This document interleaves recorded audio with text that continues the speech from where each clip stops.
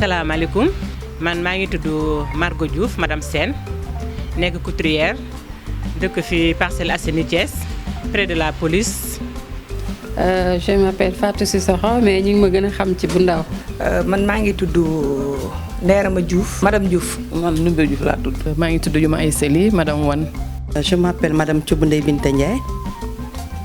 may présidente nationale des femmes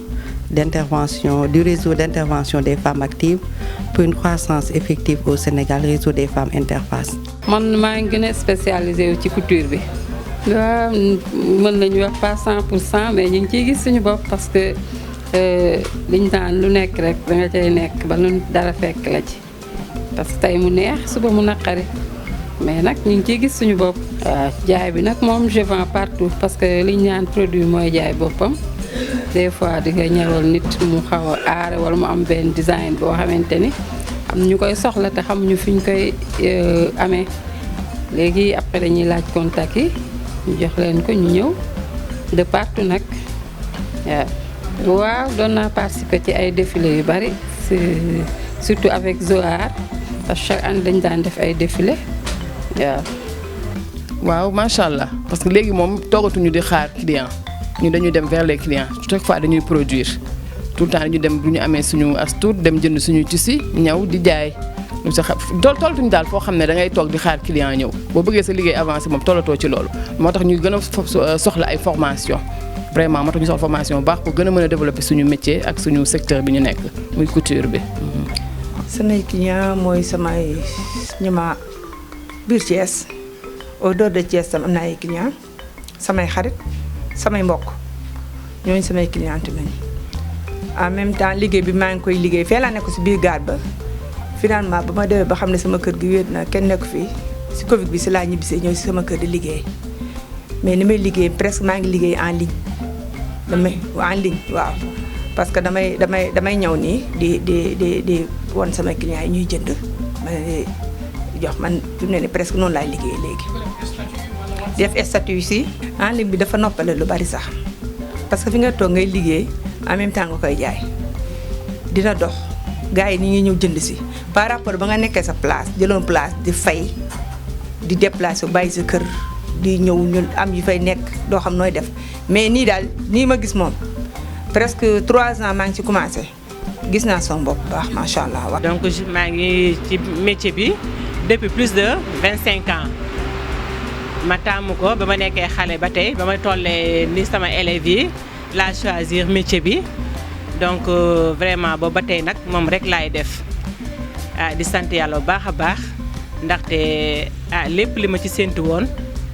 ma ko gisul à 100% tamit gis naa ko à 95%. kon nag maa ngi gërëm samay waajur yi nga xam ne ñoom ñoo ma jàppale tete ma ba ma agsi fii tey. ñun tey lépp la ñuy defar dinañ defar sànqal dinañ defar sungufu jeeg ji dinañ defar caagri dinañ defar araw. dinañ defar cere formation bi lépp lañ ciy def waaw gis nga ko nii taabal bi nii démb lañ ko liggéey waaw démb lañ ko liggéey eau de javel bi ak mandat bi tey lañ ko liggéey saabu yi barki démb lañ ko liggéey benn bis mën nañoo xëy liggéey ci lu mat ay téeméeri saabu eau de javel mën nañoo xëy liggéey ci lu mat téeméeri eau de javel borom bitig yeeg ak ñi soxla ñëpp ñoo koy jënd waaw ndax sànqal bi dafa mucc ayib dañuy tànn dugub ji ba mu set bi ci lu am benn xeer mu set wicc ñu doog koo jël sànqal ko delluwaat lay sànqal bi tànnaat ko sunu sànqal doo ci gis xeer doo ci gis dara sànqal bu rafet la sànqal bi ku koy jënd rek xam ne jënd nga sànqal gis ngeen ko ni mel waaw gis ngeen sànqal bi ni mel ci nu dëggee mu tubaarkaala araw li tam gis nga ko ku ko jënd di nga ko jëndaat. parce que matière première bi nag loolu sax mooy suñu lu ñu gën a gàllankoor maanaam am qualité bi. parce que man damay liggéey ci coton déjà la gën a kiiwal donc lin dama koy liggéey voile dama koy liggéey parce que damay liggéey ci tissu yëpp mais nag qualité daal laay gën a xool te loolu dafa jafe da ngay wër nag mais di nga ko am voilà. dañ jënd Thiès mais dinañ dem Dakar aussi des fois rek ñuy jóge bitim réew di andi tissu dañu ko fournir da ngay am say partenaires yoo xam ne rek tu es sûr que ñi am nañ qualité nga dem vers ñoom voilà comme variété la fu ne rek ngay làmbaatu. waaw man sama matière première moom li ci ëpp lin la. ci lin bi laa ëpp lu may liggéey. ñun marché bu mag la ñuy dem jëndi wala marché ngelaw. bu ñu demee jënd fay oto mu indi waaw ñu wàcc dikk liggéey bu ñu tànnee bu mu set dañuy yóbbu ci machine ba fayaat oto mu wal ñu delloo sax wala ñu jël voiture fay ko mu walal ñu delloo si bu ñu dikkee jënd suñuy tameeg yëpp indi suñuy bool toog defar ba mu baax nan def mbër bëf dinañ def mante mbaare dinañ def naanaa mant naanaa ordinaire lépp dañ koy def waaw boo ko defee ñun moom la ñuy jël boole ko ak aloe vera ak nen ak meew ak fuddan moom la ñuy defaree suñuy sàpp ba mu nekk sa ak diwlin paan gi ñu koy def 5 litres diwlin. Matière première bi aussi c'est pas difficile à avoir maa ngi koy trouver fii au niveau de Thiès les tissus dañ koy trouver ci marché de Thiès des fois bu fekkee confection bi la damay dem ba Dakar su fekkee tissus yi amul fii parce que am nañu fii à Thiès vraiment des grandes boutiques yoo xam ne dañuy fournir lépp lu ñu bëgg ci quantité ak ci qualité des fois nag mu am couleur bu manqué dañuy obligé dem peut-être ba Dakar dem utijee ko fa mais vraiment am nañu stockage ci confection bi am naa tissu yoo xam ne dama koy stocké ci tenue de travail yi may def blouse hôpital yi may def stocké naa ci ay tissu de sorte que du ma am rupture saa yu ma amee commande rek damay daal di jubal ci sama stockage ñaw sama ñaw sans problème. boo gisee ma gën a sawar ci ñaw loxo parce que am na xale yoo xam ne dañuy génn mais duñu am possibilité jënd machine wala seen parents yi jëndagum leen machine ce qui fait que ma won leen ne que loxo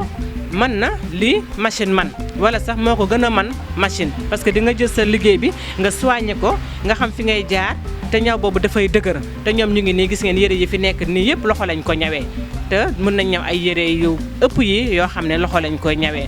donc loolu nekk loo xam ne xale yi vraiment kontaan nañ ci te jëlee nañ ci lu bare de sorte que tey bu ñu fi nekkatulee bu ñu beruwee dinañ mën a ñawal seen bopp sans pour autant ñuy am machine. dañoo bëgg nag ku ñu jàppale financement parce que lu jëm ci ay formation yi presque def nañ ko financement fi mu ne nii la ñuy wër moom la ñu bëgg ku ñu jàppale baax a baax parce que ñun dañuy cotiser par 3000 1000 francs 3000 par mois ci la ñuy def di dajale di leblente ba 200000 ci suñu biir xam nga noonu la ñuy def mais bu ñu amoon koo xamante dinañ jox benn fond bu dëgër jox ñu ko ñuy gën a liggéey tamit day daf ñuy jàppale rek. léegi kay ñun loolu la ñuy wut sax ñun fi mu ne comme seen ni ngeen dikkee nii jàppale ñu ñun lu mel noonu lañ bëgg ku ñu dooleel rek bañ mën a dem waaw loolu moo tax. loolu moom lu ñu soxla la parce que femme développement soxla na ku koy appuyer boo xamante ni dafay am suivi aussi waaw accès au financement aussi waaw plus ci bailleurs yi ndax li ñu jot a def ci ay formations wala au niveau de l'interface vraiment ci bailleurs yi lañ ko gën a am xam nga nag par exemple GIZ accompagné nañu plusieurs fois wax dëgg au niveau de chambre de commerce mu ngi noonu donc accompagnement daal soxla nañ ko génn surtout ñun ñi di def couture visibilité soxla nañ ko ci dem ci foire yi bien vrai ñu ngi koy dem au niveau de l'interface mais xam nga rek doyul donc ñu ngi lancé appel état ñu ngi lancé appel bailleurs yi voilà ñu accompagner si bu baax surtout Pape am docteur Amadou Ndiaye ñu ngi koy lancé un appel ministre de l'artisanat mu dimbali ñu ci déjà ci accès aux matières premières ak ci métier bi daal soxla nañ vraiment accompagnement. Voilà donc c'est un peu difficile accès au marché public parce que c'est pas facile tamit j'essaie chaque fois mais pour gagner les marchés c'est un peu compliqué. Vraiment chaque fois su ma gisee appel d'offre damay déposer mais c'est un peu compliqué des fois nag ma gagné mais benn yoon tous les 5 ans lay doon mais marché moom dama ko am de temps en temps daal donc su ma sañoon vraiment ñu jàppale ñu di ñu jàppale pour ñu am ay marché pour fonction bi pour atelier bi gën a fonctionner parce que atelier bi am na ay machine am na matériel mais li manqué daal mooy assez de travail liggéey daal moom moo manqué donc bu ñu sañoon chaque fois dañuy confier du travail di lancer un appel aux entreprises aux écoles à la chambre de commerce ñu mun ñu jàppale pour ñu mën a am ay marché pour vraiment créer aussi de l'emploi parce que tey mënoon nañu am ay tailleur yu bëri yoo xam ne dañuy jëriñoo fii mën a dimbale seen njaboot fii mais s'il y a pas de travail dañu mën a embaucher ou bien ñuy recruter ay employés donc vraiment liggéey bi daal manqué na donc ñu ngi ñaan vraiment ñu utal ñu ay marché pour ñu mën a créer emploi en même temps aussi développer entreprise bi. Interface moom dafa yàgg ñu ngi ci depuis presque léegi mu mat ay 10 ans ñoo ngi ci Interface di def suñu ay comme genre GIE daal parce que dañu def ay formation yenn saa yi ñu def ay foire ci biir Interface di jaay ak jënd ak yooyu kenn ku ci nekk indi sa produit ñuy jaayante. réseau Interface yàgg naa ci trop ëpp na léegi mu jege 15 ans presque waaw man maa yor maa nekk présidente organisation. waaw Interface dana membre laa ci te maa ngi ci commission finance donc en tant que femme de développement soxla nañ ay formation am na ñu si nekk nag Interface aussi ay kii yu bëri corps de kii yu bëri mu ngi si ay couturières ñu ngi si femme ay transformatrices ñu ngi si donc soxla nañ ay dem foire soxla nañ ay financement accompagnement loolu yëpp soxla nañ ko ñoo ngi ci nag wax dëgg yàlla jot nañu am ay formation yu bëri au niveau de Interface jot nañu am ay formation am nañ aussi ay accompagnement mais nag xam nga rek du doy voilà. liñ liggéey bari na macha allah def nañ fi ay formation yu bari yoo xamante ne ci développement rek la nekk lu jëm ci ay céréales sax boole nañ ko ci en même temps dañuy couture la mais lu nekk def nañ ko ci Interface parce que dañuy travailler en groupe kii day am fii kii am fii ñu ñëw boolante liggéey en même temps su ñu amee lu ñu jaaxal dañuy jël benn ku ñuy former ñu fay ko loolu am na ci yàgg nañ ci lu ne def nañ ko ci nag def nañ ci ay foire def nañ ci ay conférence milieu bu ne dem nañ fa ci Interface yàgg na waaw. Interface nekk benn association boo xam ne donc ce sont des femmes braves ñoo ci nekk la présidente nekk madame Thioub Adja Ndiaye ñu koy remercier bu baax a baax ndaxte bu luy amee tey moom la mu nekk présidente bu baax foofu nag ma nekk fa comme coordonnatrice di gérer vraiment liggéey bi nga xam ne moom mooy nekk au sein de l'association mu nekk ay femmes yu jàmbaare femmes yu dynamique yoo xam ne dañuy def ci biir yeneen ci biir am na ñuy couturière am na ñuy def transformation fruits et légumes am na ñuy def céréales am na ñuy def pâtisserie foofu moom vraiment bëri na ay diversité ci métier ku nekk daal am na looy def donc après dañuy dajaloo gën a jàppalante pour mën a gën a jëm ca kanam. Nous parlons de l'historique. Le réseau Interface a été créé en 2016 par des femmes actives, comme son nom l'indique. Le réseau est composé d'associations et de regroupements de GIE, avec comme secteur d'activité la couture-confection, des femmes qui sont dans la couture-confection, dans la transformation de produits locaux, dans le commerce, l'import-export, aussi la teinture, sérigraphie et autres. Oui, le réseau a un maillage national parce qu'on a des antennes dans les 3 départements, Thiès, Tivaouane et Mbour. On a aussi des antennes à Dakar, à Kaolack et à Ziguinchor. Donc c'est un réseau qui tend à couvrir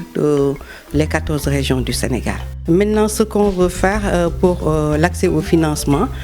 permettez-moi d'abord de parler de l'historique de notre financement. Parce qu'au sein du réseau, nous luttons contre les taux usuriers des banques. Nous luttons aussi contre l'endettement. Donc ce qu'on a fait tout au début, dès la première heure, on a fait les cotisations et on a compté sur nous-mêmes. Donc le crédit revolving qu'on est en train de faire dans les 3 régions, c'est sur fonds propres des femmes. Donc maintenant, c'est le moment de tendre la main aux bailleurs de fonds, aux partenaires techniques et financiers pour qu'on puisse bénéficier parce que jusque-là, nous faisons tout sur nos moyens propres. Donc nous faisons appel à l'État aux bailleurs de fonds, aux partenaires techniques et financiers pour des renforcements techniques et financiers. Parce que depuis son début aussi, le réseau a eu à faire beaucoup de formations en sérigraphie, en technique de fabrication, saponification, en transformation fruits et légumes, céréales locales, sans compter le financement qu'on est en train de faire. Donc, comme c'est pas fermé, c'est un réseau qui est ouvert aux femmes. Il y a toujours de nouvelles antennes qui sont créées. Donc, on a toujours besoin de formation, de renforcement de capacité. Oui, il y a des institutions comme la Chambre de commerce de Thiès qui a vraiment, avec qui le réseau a eu à capitaliser pas mal de formations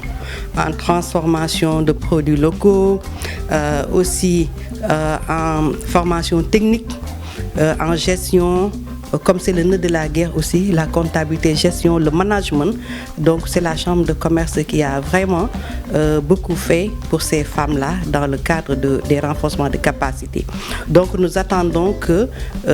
des institutions, des agences comme l'ADPME en fassent autant, les pourquoi pas que le FONGIP aussi appuie, l'ADER et ainsi de suite. Oui, parce que vraiment la Chambre de commerce de Thiès a tracé le chemin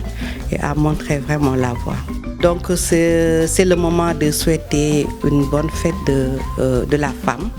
à toutes les femmes du Sénégal. Parce qu'on va se permettre en tant que femme de dire toute l'année c'est l'année des femmes, parce que les femmes elles sont braves, elles travaillent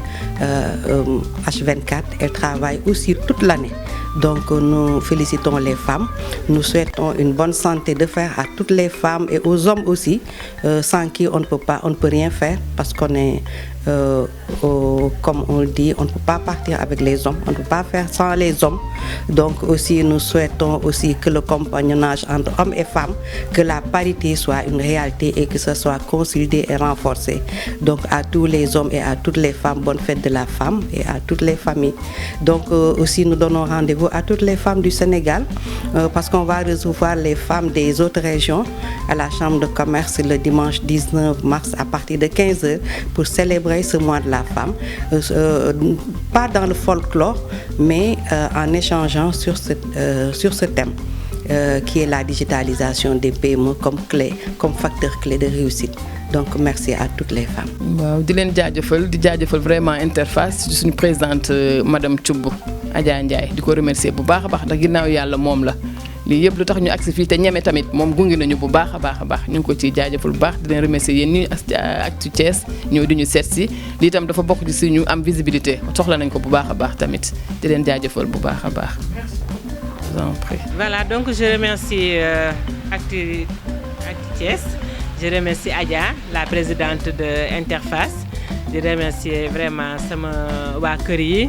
sama borom kër monsieur Sène nga xam ne tamit yombalal na ma liggéey bi maa ngi ci kër gi di liggéey occupé place bi yëpp mais vraiment sonaluma ci benn yoon di wax aussi ku ñu mën a jàppale pour ñu mën a trouver un endroit plus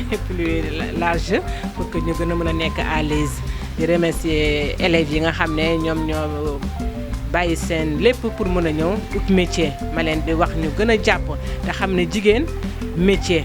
jigéen toujours dafay am lu muy def ñii nag nekk ay femmes yu ay xale yu jàmbaare ma leen di féliciter bu baax a baax di leen encourager pour que li ñu jàpp ñu bañ cee tàyyi bañ cee sonn te xam ne li ci kanam mooy dàq donc gën leen a góorgóorlu te xam ne su ngeen bëggee mel comme tataama gi am comme li tataama gi am il faut que ngeen nangoo ñefe nangoo góorgóorlu pour jëm ca kanam sama tailleur yi ku ci mel ni Cheikh vraiment moom tamit nekk tailleur bu baax boo xam ne jàppale na ma top di nuyu nag sama xarit yi nekk Interface madame Diouf Rama Yuma ak vraiment ñëpp ñi nga xam ne ñu may safoo. kàddu mujj bi xanaa di leen gërëm di gërëm aussi waa Interface parce que suñu kii bi ànd bi yàgg na daal te àndu jigéen moom bu yàggee rek lu ci yàgg rek dëgg la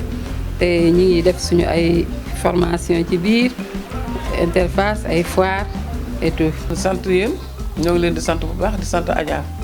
ndax keroog tukkuroo jaamu séeréer keroog ba ñu àndee dem te Adja fekk ko fa mu toog dañu képp ku bëgg seen bu bëgg naa la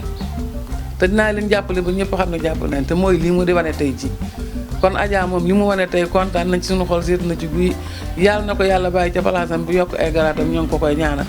fa mu bëgg a àgg yàlla na fa àgg moom Adja ndax lii yëpp moom la sant nañ ko gërëm nañ ko ñun nag képp ku ñu jàppale sa bopp nga jàppale ndax képp ku ñu jàppale moom di nga avancé dinañ la jàppale ñun tam Adja kon ñoo ngi koy ñaanal fa mu bëgg a àgg yàlla na fa àgg ñun ñoo ngi fii ci Kawsara woo nañ ñëpp Kawsara gépp lañ woo ku bëgg a liggéey tëjaluñu kenn buntu na ñëpp ñëw ubbi nañ buntu yëpp salaam. di remercier suñu présidente nag muy Adja Dieynaba Ndiaye yàgg nañu trop ak membre interface yëpp maa ngi leen di remercier bu baax dem contentement bu baax a baax di ñaan rek ñëpp rek koo gis rek femme développement la si biir interface ñëpp ku nekk am nga part boo xam ne si ngay liggéey ñu ngi ñaan nag ci kaw ca kanam daal ak ku ñu jàppale loolu la ñuy xaar ok merci.